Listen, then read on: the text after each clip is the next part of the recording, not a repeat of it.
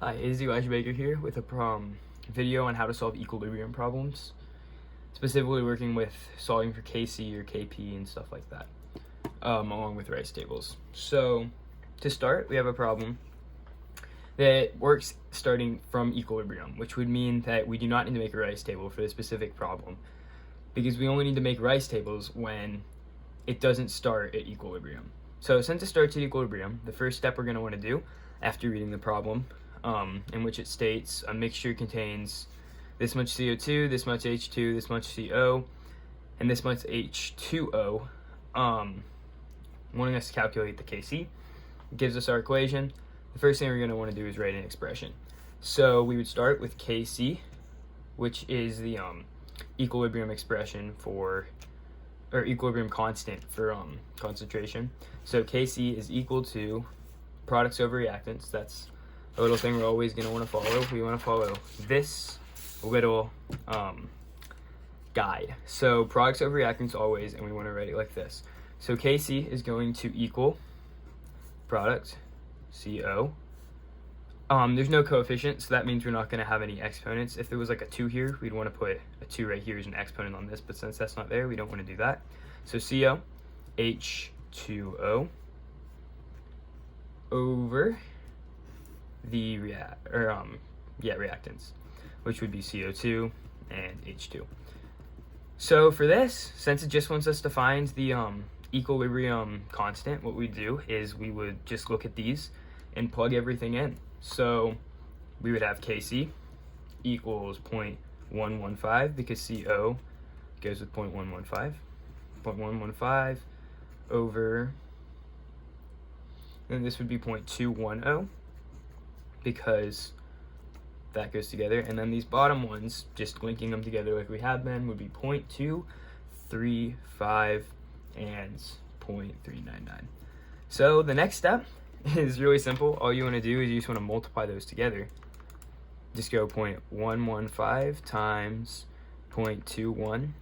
You're going to get 0.02415, and you can just put that over whatever you get on this bottom, which would be 0.235 times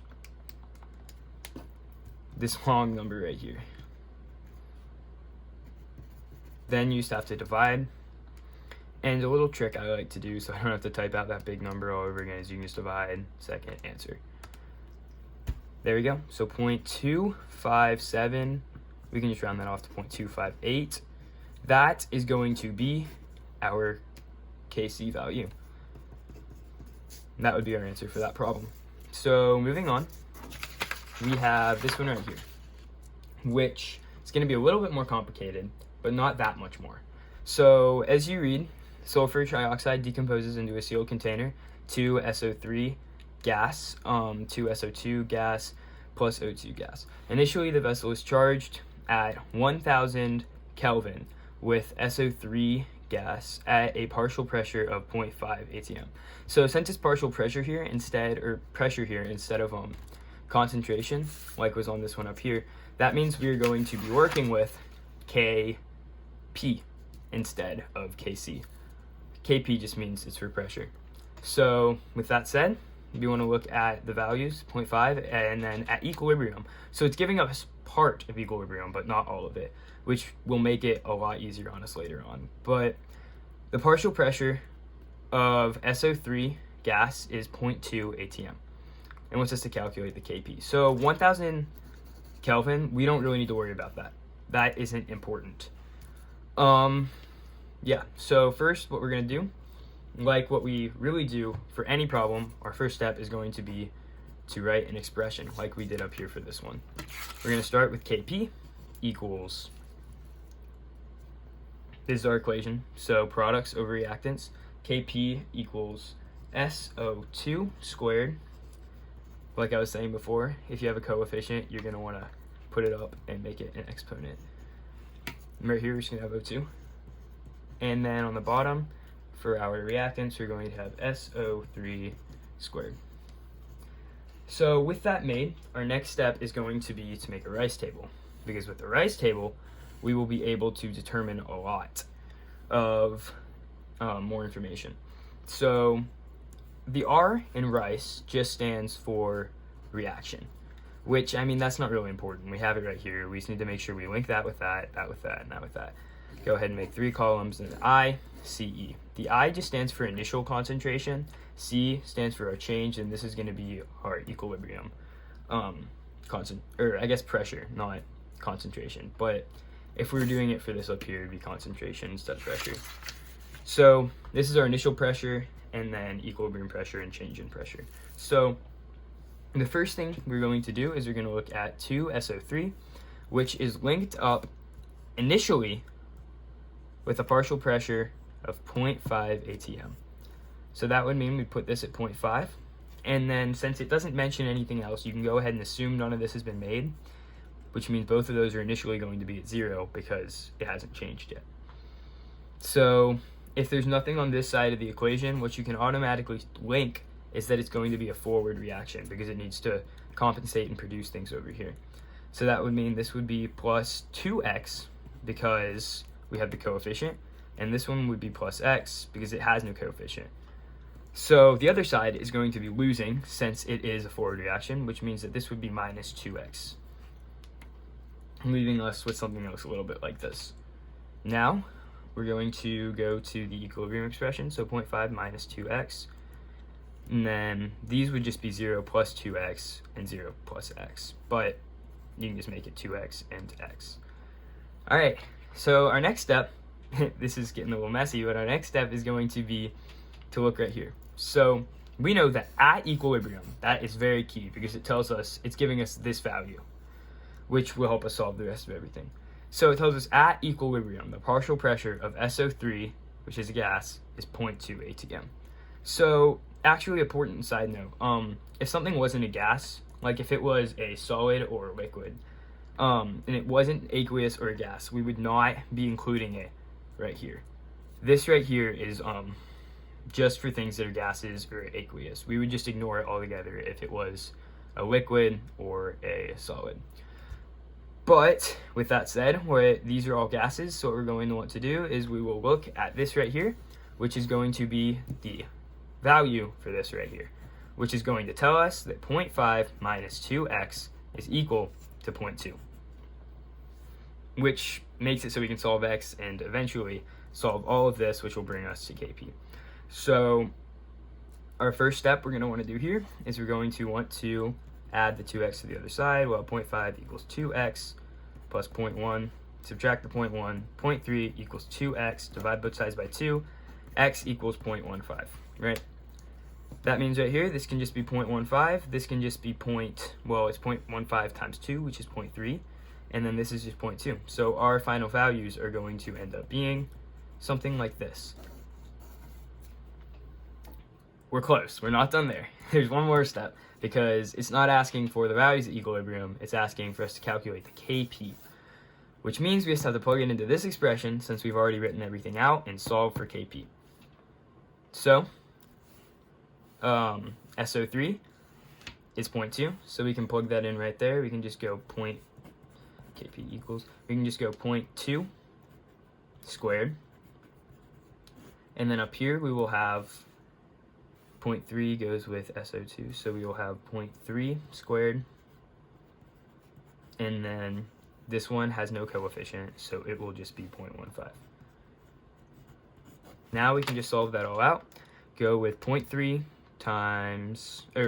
squared times 0.15 equals 0.0135. Divide that by 0.2 squared, which is 0.04.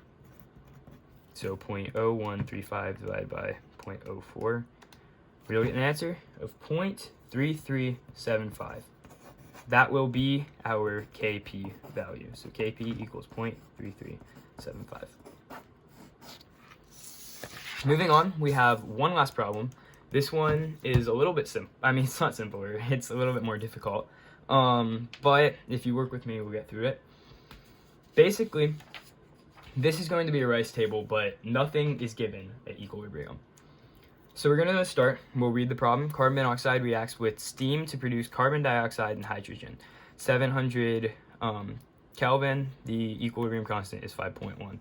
calculate the equilibrium concentrations of all species if 1 mole of each component is mixed in a 1 liter flask.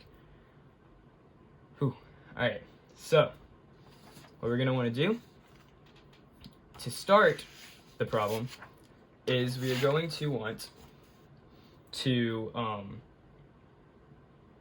write our equation. So we'll start with CO, which is a gas, plus H2O, which is a gas, switches with CO2 plus H2. Moving on, we are going to want to go ahead and write our equilibrium expression. That is always a good first step if you don't know what to do. But for this one, since we are working with a problem that's not yet at equilibrium, we are going to go ahead and make it Q instead of K. So the difference between Q and K is going to be your equilibrium constant. It's your equilibrium constant. It's your constant when it's at equilibrium. Q changes throughout the problem. Like Q is what you're at initially. So you can compare those to determine which way the reaction is going to shift, which we'll actually do later. But yeah, since it's not at equilibrium, we want to start with Q. So Q equals, it functions exactly the same way, products of reactants. Q equals H squared, or H2 CO2 over H2O CO. That is going to be our expression for Q. So moving on, we can look right here onto the next set of information given. It wants us to calculate the equilibrium concentrations of all species if 1 mole of each component is mixed in a 1 liter flask. So these are really important. It's telling us what they're at initially. If we wanted to get the concentration, well, what's the formula for that? The concentration formula is moles over liters equals concentration, right? So we're given 1 mole over 1 liter, which is 1. So we know that the concentration of everything is going to be 1. So if you want to solve for the Q, so we can compare it and determine which way our rice table is going to shift, then we need to solve. So we just have 1 times 1 over 1 times 1, which inevitably is going to be 1 over 1 once again, equaling a Q of 1. So the next thing we're going to want to do is we can make a rice table. So we can go CO, right, split it up into fourths, make this right here, go back and forth, CO, H2O, and then CO2, H2. This is our I, this is our C, and this is our E. So with that said, we know the initial of both of these is going to be 1, and same on this side. Those are both going to be 1. Now, in order to find out the change, we need to determine which way this problem is going to shift, whether it's going to be a reverse reaction or a forward reaction. And that is why we calculated Q. With the Q of 1, we can look at this up here, which is going to tell us that the K, the K equilibrium constant is 5.1. So we know 5.1 is greater than 1, which means that K is greater than Q. With that said, we can look at our little cheat sheet over here. K is greater than Q. K is greater than Q. That means it's a forward reaction and it will shift right. So with that said, we can shift the problem right, meaning that these will both lose X, and since there's no coefficient, we don't need to worry about that on any of this. Those are both going to be minus X, and these will both be plus X. So our equilibrium concentration is going to be 1 minus X and 1 minus X, 1 plus X and 1 plus X. The difference between this problem and the one we did with pressure is this one does not give any equilibrium concentration, equilibrium pressure, anything like that, which means that we are actually going to have to plug it into an expression and solve for it. So we know that K, which is what we've solved for on this problem right here, we know that that, and since you know that's equal to this expression, we know that that is 5.1. So we can write 5.1 equals well, our expression, which is going to be products over reactants once again.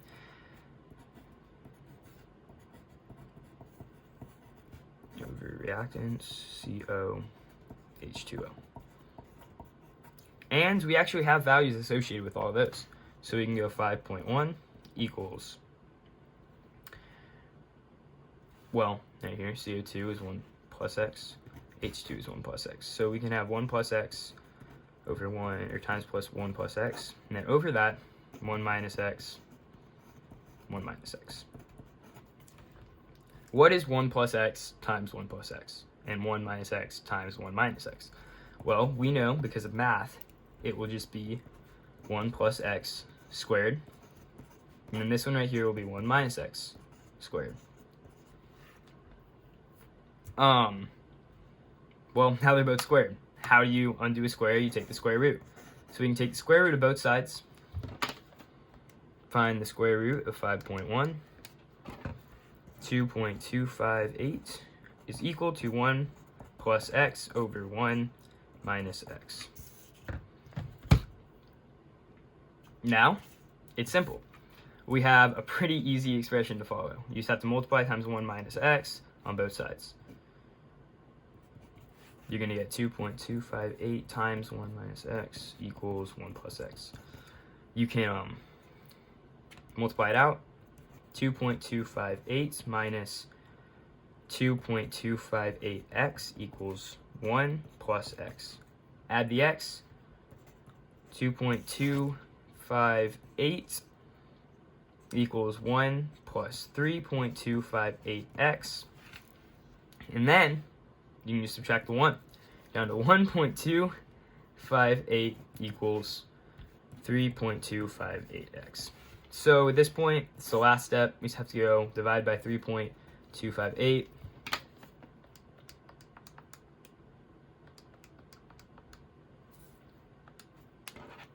We will get an X equals 0.386.